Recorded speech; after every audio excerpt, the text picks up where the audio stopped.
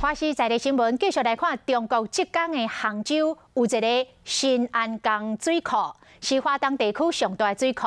因为连续2天变大雨、涨大水，所以一块头开9个水门来泄洪，但是竟然无来通知到下游的居民，所以下游做大水，民众真不满，要求因的政府爱互因一个交代。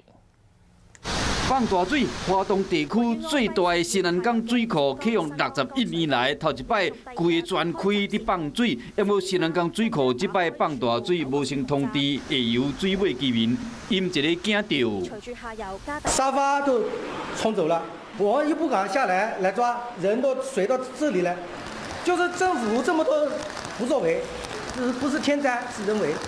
水利局、水文站，他们这个干部是吃的干什么的？